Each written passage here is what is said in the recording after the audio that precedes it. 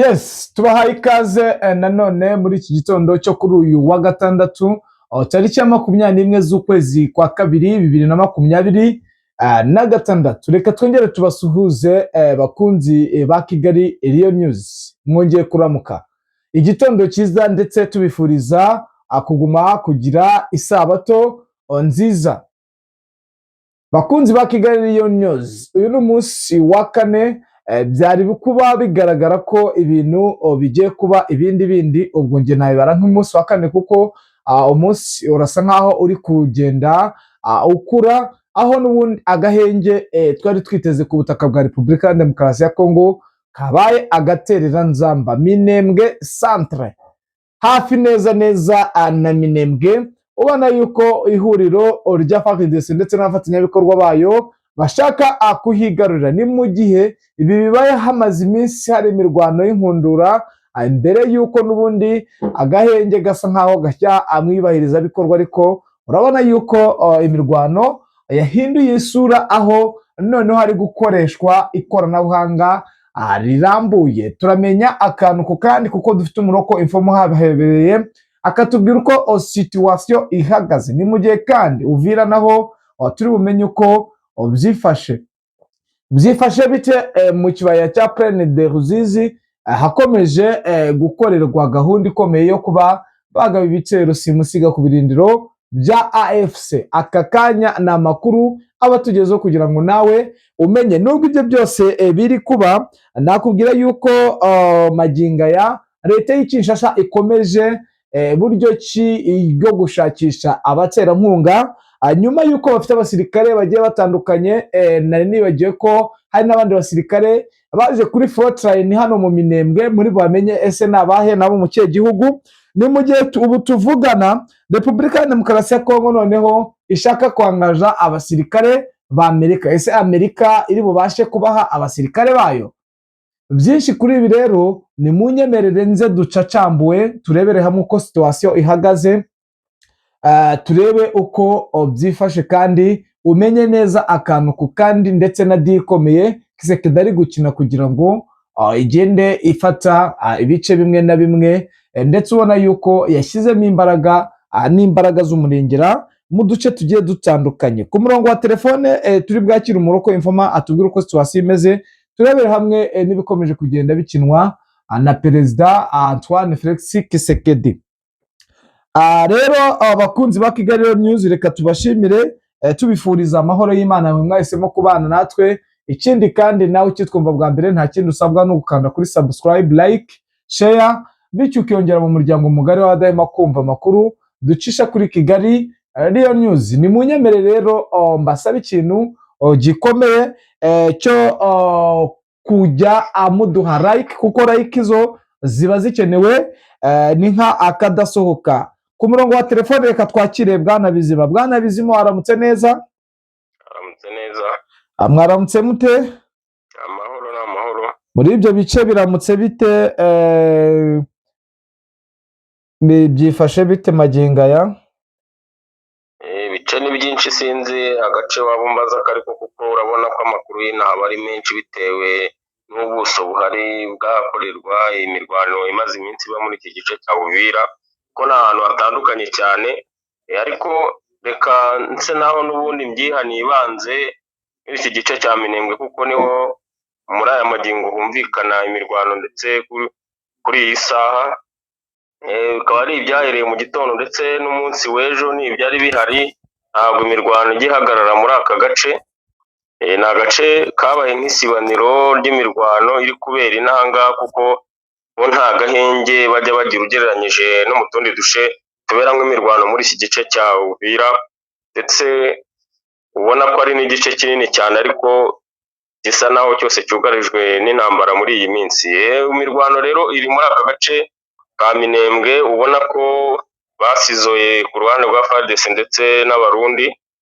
Ni abantu ubona ko bafite umugambi wo kwigarurira aka gace bitewe n'imbaraga bakoresha za buri munsi, nk'ibitero by'ejo hashize urabona byarimo drone nyinshi, ku buryo ubona ko cyari ikintu kidasanzwe. wabonaga ko kuri bo bumvaga ko cyabaho igisubizo kizima cy'ibyo bashaka kugeraho, ariko ni ibintu biba bitangaje kuba batagera ku ntego y'ibyo bashaka. Ubona ko uru rugamba rwabaye nk'amayobera mu mpande zose, kuba bagaba ibitero bikomeye gutya bitigeze bigabwa muri utu duce tundi twose cyangwa iyi ntambara yabereye, ariko ukabona ko agace gahoramo imirwano ari kamwe, murabizi ko ariko tugarukaho buri munsi, kandi ubona ko nta duce tudasanzwe yenda dufatwa kubw'impinduka yo kuba bahamarana iminsi 2-3 yenda bigaruriye yenda nk'uduce runaka. Ni imirwano ihora isa n'iri mu izingiro ry'uduce tumwe, ndetse ku buryo ubona ko harimo abavamo nyuma y'amasaha 2 bagasa naho bagarutsemo ari uko bihora. Imirwano ivugwa muri iki gitondo yahereye mu gitondo kare, kandi n'ubu imbunda zikomeye zicyumvikana, kitarabasha kuzamo ariko kuri iyi saha, kandi bishobora kuba biri bube kuko n'ubundi drone iyo zitabanje ziza nyuma yo kurasana yo kubayeho.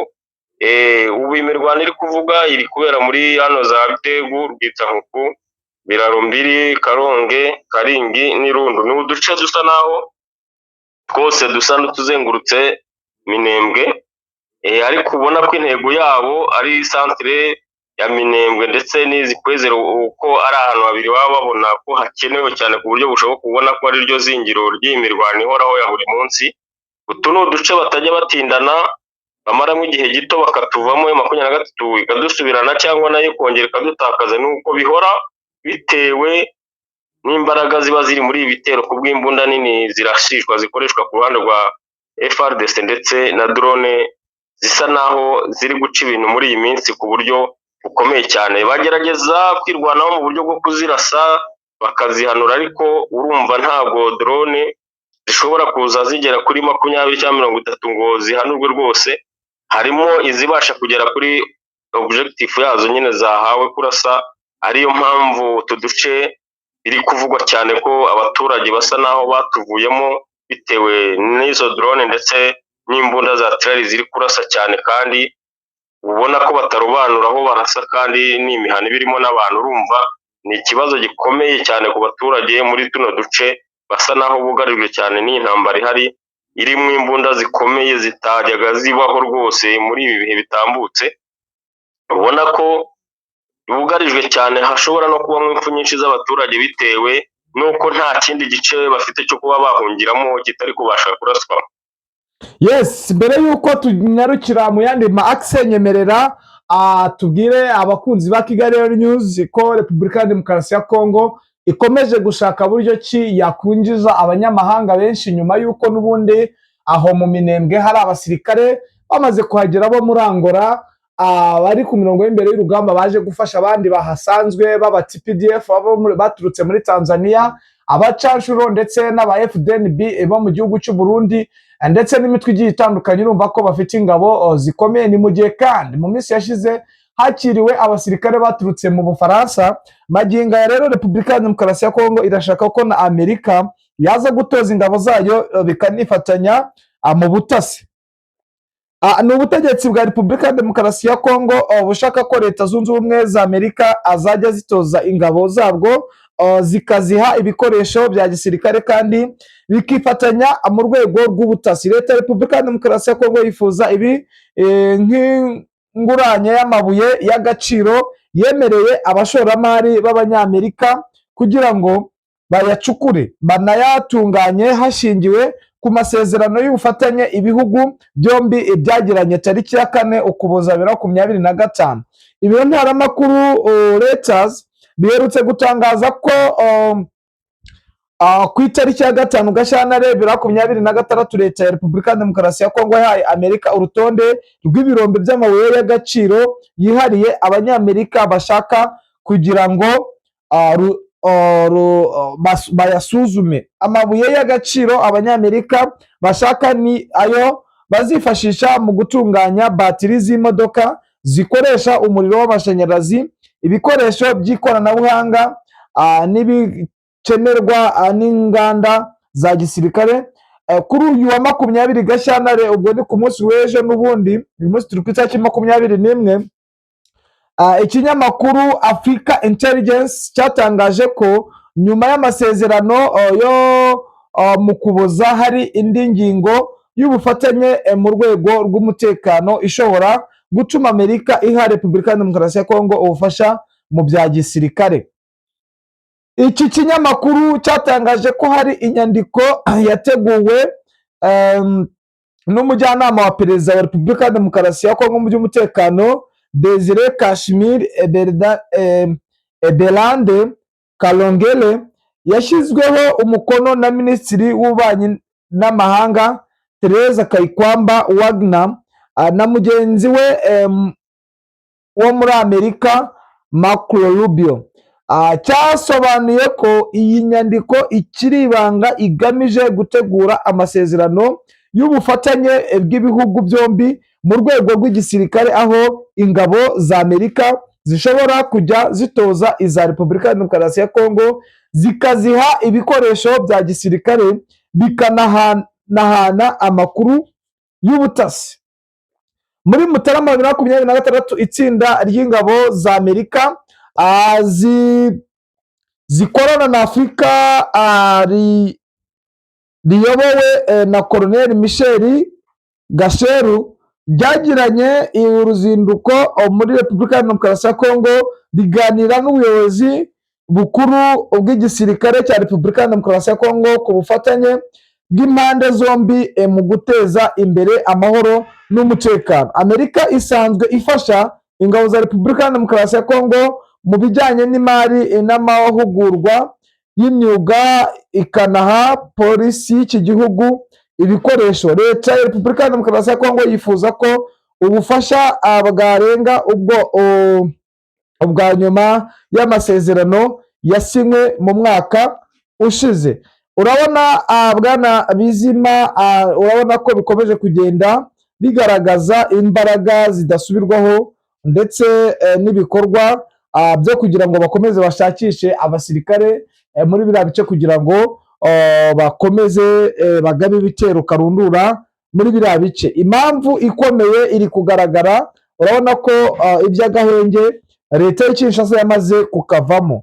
Ni mu gihe kandi n'ubundi ibi byose biri kuba, AFC yo yakomeje kugenda igaragaza ndetse ikaba yanatanze n'abasirikare basaga 230 ba Repubulika ya Demokarasi ya Kongo, aho byabafatiye n'ubundi babafatiye mu mujyi wa Goma mu mwaka ushize, n'abandi benshi barimo abarwanyi bo muri Wazalendo.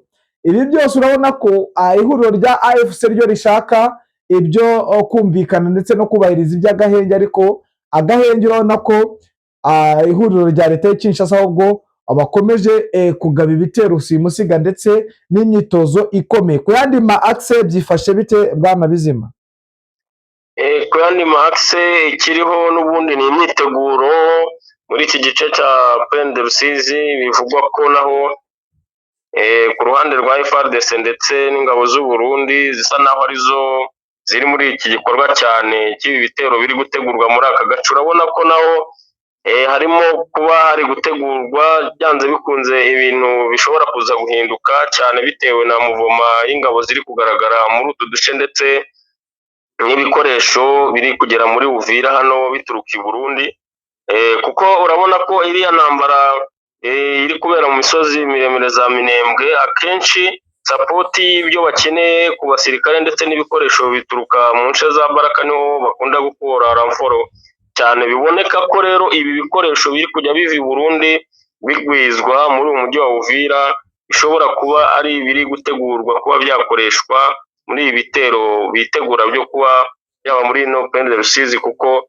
ubona ariho sapoti yayo ituruka kandi ari nabo bafite icyerekezo cyaho kizima bakafashisha mu gihe cy'imirwano. Rero ni ikintu ubona ko hano muri Uvira n'uwo murongo wose wa Plaine de Rusizi, uburyo muvoma iri kuba, urabona ko hari ikintu kiri gutegurwa kidasanzwe ku masaha ya kumanywa ndetse nijoro.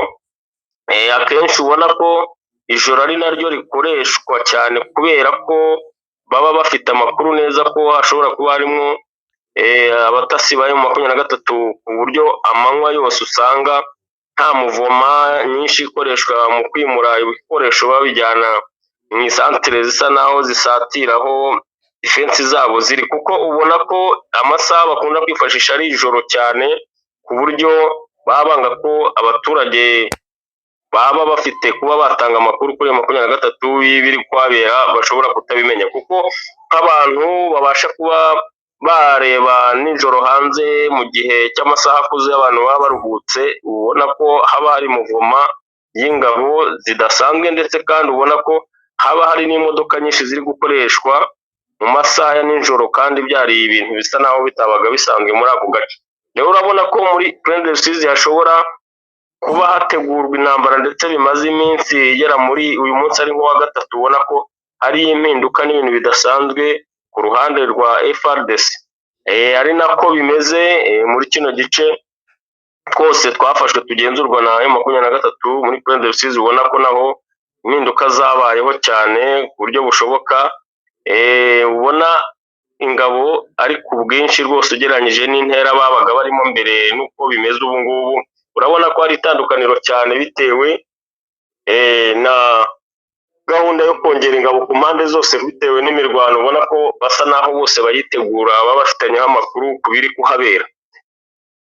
Yes, nyemerera utubwire uko biramutse mu mujyi wa Uvira, ubundi amakuru n'ubundi update zo zibari zigaruka, ubundi ducuciriza ha Bwana Bizima.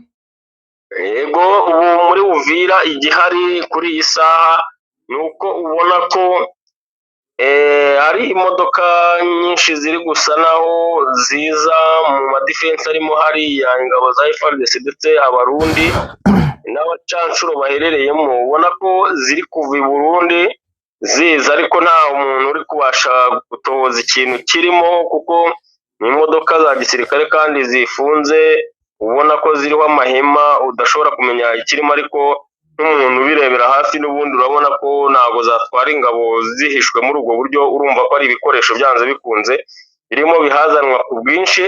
Rero bahagize nka stoke isigaye iri gutegurwa ku buryo ubona ko bafite ubwirinzi bukomeye, kuba bizera yuko Uvira badashobora kuba bavanwamo uko bibonetse kose, kubera iyo stoke bari kuhakora. Ubona ko bari kwiyegereza ibikoresho mu buryo ubona ko hari ikintu kiri gutegurwa muri turiya duce, kandi biringiye imbaraga z'ubwirinzi muri uriya mujyi wa Uvira, kuba bibikaho ibikoresho bitari bisanzwe. Ubundi babikeneraga ari bikeya bigaturuka i Burundi, ariko urabona ko basa n'abari kubyiyegereza mu buryo bizeye umutekano waho cyane, ko nta muntu wabasha kubakura muri uriya mujyi. Yes, Bwana Bizima, reka tugushimire tukomeza kukwifuriza kugubwa neza muri iki gitondo. Ubwo n'ubundi urakomeza uturebera uko situation ihagaze, nitwongera kuguhamagara cyangwa ni hari gishya wongera kubona uburi butuvugishe. Yego, mora namwe bakunzi ba Kigali News, imbere yuko wenda ducutsa anajya wenda mvuge ku by'ihuriro rya AFC rikomeje kuba bakora, aho maginga ya ihuriro rya AFC rikomeje gutangaza ko rigiye kurekura abasirikare 230 ba Repubulika ya Demokarasi ya Kongo, ndetse ryafatiye mu mujyi wa Goma, n'abandi benshi bafatiwe barimo n'abarwanyi bo muri Wazalendo. Byatangajwe n'umuyobozi mukuru w'ihuriro rya AFC Corneille Nangaa Yobeluo, nyuma yo kuganira na komiseri w'umuryango w'ubumwe bw'Uburayi EU ushinzwe gukemura amakimbirane n'ibikorwa by'ubutabazi Hadija Labib, wasuye Goma kuwa 20 ku munsi w'ejo Gashyantare 26. Nangaa yakomeje nyine avuga ko n'ubundi icyo bo bakora ari ugushakira amahoro abenegihugu ba Repubulika Iharanira Demokarasi ya Kongo, nk'uko yakomeje agenda abitangaza. Reka tubashimire rero tubifuriza amahoro y'Imana kuri uyu munsi, twihanganisha bikomeye abarwayi ndetse n'abari muri zone zirimo intambara. Imana ikomeze ibane namwe.